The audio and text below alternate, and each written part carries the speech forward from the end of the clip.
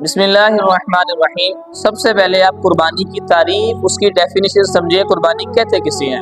یاد رکھیں جو فقہ کی کتابوں میں تعریف کی گئی ہے وہ یہ ہے کہ مخصوص جانور کو مخصوص وقت میں فقط اللہ تعالیٰ کی رضا حاصل کرنے کے لیے ذبح کرنا، یہ قربانی کہلاتا ہے۔ اب اس کی کچھ تفصیل آپ کے سامنے عرض کرتا ہوں۔ مخصوص جانور سے مراد یہ ہے، خود قرآن کریم میں اس کی طرف اشارہ فرمایا بہیمۃ الانعام کہہ کر، اور دوسرے مقام فرمایا ثمانیۃ ازواج من الضأن اثنین ومن المعز اثنین قل الذکرین حرم ام الانثیین، یعنی یہاں قرآن اس مقام پر رب تعالیٰ نے کل 8 جوڑے نر اور مادہ ملا کر ذکر فرمائے، یعنی بکرا، بکری، دمبا، دمبی، بھیڑ وغیرہ وہ اسی کے اندر شامل ہے۔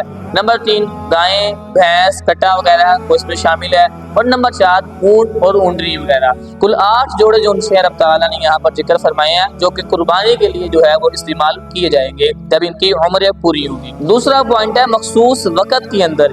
اب یاد رکھیں جتنے بھی شعائر اسلام ہیں، اسلام کی نشانیاں جو ہے وہ ہر ایک کا وقت مقرر ہے۔ مثال کے طور پر یہ حج کا مہینہ ہے تو اس مہینے کے اندر حاجی جو ان سے وہ حج کرنے کے لیے جاتے ہیں۔ اگر کوئی شخص یہ کہے کہ جناب میں محرم کے مہینے میں حج کرنے کے لیے جاؤں گا تو وہ قابل قبول کوئی نہیں۔ اسی طرح اگر کوئی شخص کہتا ہے کہ جناب کہ میں رمضان کے روزے جو ہے وہ سفر کے مہینے میں رکھ لوں گا تو وہ ادا ہو جائے گے تو وہ قابل قبول کوئی نہیں۔ اسی طرح اگر کوئی شخص کہے کہ میں نے مغرب کی نماز ادا کی ہے، مغرب کے ساتھ ہی میں آنے والی عشاء کی نماز بھی ساتھ ہی پڑھ لوں گا تو وہ قابل قبول کوئی نہیں ہے۔ اسی طرح قربانی کا بھی ایک مخصوص وقت ہے، وہ مخصوص وقت کیا ہے؟ 10 ذی الحجہ کی عید کی نماز کے بعد سے لے کر 13 کی مغرب کی نماز تک۔ اگر آسان الفاظ میں آپ کو سمجھاؤ تو ہمارے ہاں پاکستان کے اندر اس سال 2026 میں عید الاضحیٰ جو ہے وہ بدھ، جمعرات اور جمعہ، یہ 3 دن جو ان سے آ رہے ہیں، یعنی بدھ والے دن عشاء کی نماز پڑھنے سے لے کر دن بھی شامل ہے، رات بھی شامل ہے۔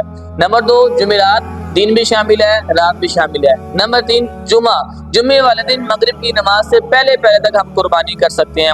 وجہ یہ ہے کہ تیسرا دن جو ہے جمعے والا دن مغرب کی نماز کے بعد جو ہے وہ اسلامی تاریخ تبدیل ہو جاتی ہے، لہذا وہ چوتھا دن جو سے شروع ہو جائے گا۔ قربانی کے صرف 3 ایام ہیں تو انہی 3 کے اندر آپ قربانی کریں گے تو وہ قابل قبول ہے، ادروائز اگر آپ نے پہلے کر لیے یا بعد میں کری تو وہ قابل قبول نہیں۔ اس کے ساتھ ایک مسئلہ اور ذہن میں رکھیں، میں نے عرض کیا ہے کہ عید کی نماز کے بعد یہ مسئلہ جناب بہت خاص ہے، یہ مسئلہ ذہن میں رکھیں کہ پورے شہر کے اندر کسی ایک جگہ پر عید کی نماز کا ہونا ضروری ہے۔ یعنی اگر کوئی شخص گھر گیا فجر کی نماز پڑھ کے اور گھر جاتے ساتھ جناب اس نے دیکھا کہ ابھی جناب ٹائم ہے، کچھ وقت ہے، زوال کا وقت آئے گا، اس کے بعد عید کا وقت شروع ہوگا، اس نے جناب قصائیوں کو بلا کر اپنے جانور کو ذبح کروا دیا عید کی نماز سے پہلے، ابھی پورے شہر میں کہیں بھی عید کی نماز ادا نہیں ہوئی تو ایسے جانور جو ہے وہ قابل قبول نہیں ہے۔ وجہ یہ ہے کہ نبی علیہ السلام عید کی نماز پڑھا کر باہر تشریف لائے مسجد سے، تو نبی علیہ السلام نے دیکھا ایک بکری ذبح ہوئی وہاں پڑی ہوئی ہے، تو فخر عالم صلی اللہ علیہ وسلم نے صحابہ کرام کو کہا کہ اس بکری کے مالک کو کہہ دو کہ نیا جانور لا کے دوبارہ ذبح کرے۔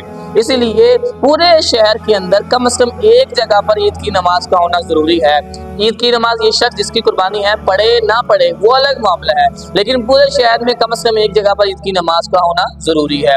اور دوسرا مسئلہ جناب کہ رات کے وقت قربانی کر سکتے ہیں یا نہیں کر سکتے، جو پرانی کتب ہمیں ملتی ہیں اس کے اندر رات کے وقت قربانی کرنے کو مکروہ قرار دیا گیا ہے۔ وہ مکروہ اس لیے قرار دیا گیا ہے کہ جناب پرانے وقت کے اندر لائٹ وغیرہ کا، بجلی کا، روشنی کا کچھ خاص انتظام نہیں ہوا کرتا تھا، لالٹین، موم بتی یا دیا وغیرہ اس طرح جلا کر نا وہ روشنی کیا کرتے تھے، اس لیے اندھیرے کے اندر قربانی پتہ نہیں جانور صحیح طرح ذبح ہو رہا ہے یا نہیں ہو رہا، یہ پرانی فقہ کی جو کتب ہے اس کے اندر اس کو مکروہ تنزیہی قرار دیا گیا ہے۔ لیکن موجودہ صورتحال جناب کیونکہ ہمارے دور کے اندر ہر چیز اویلیبل ہے اور نئی سے نئی، جدید سے جدید چیز موجود ہے، تو لہذا رات کے وقت بھی ہم قربانی کر سکتے ہیں، لیکن بہتر اور افضل یہی ہے جو پہلا دن ہے، پہلے دن عید کی نماز کے بعد جو ہے آپ جانور کو ذبح کریں۔ یہ 2 پوائنٹ یہاں پر کلیئر ہو گئے، یعنی مخصوص جانور آپ کو سمجھ آ گیا۔ نمبر 2 مخصوص وقت کے اندر یہ بات بھی کلیئر ہوگی۔ نمبر 3 فقط اللہ تعالیٰ کی رضا حاصل کرنے کے لیے جانور کو ذبح کرنا۔ یاد رکھیں اگر کسی شخص کی نیت یہ ہوئی کہ جناب گوشت کی یا جناب محلے کو دکھانے کے لیے، دکھلاوے کے لیے یا کوئی اور معاملہ، یعنی اس کا پیسہ جو ان سے وہ حلال کا نہیں تھا، تو ایسی صورت کے اندر اس کی قربانی جو ہے وہ قابل قبول نہیں ہوگی۔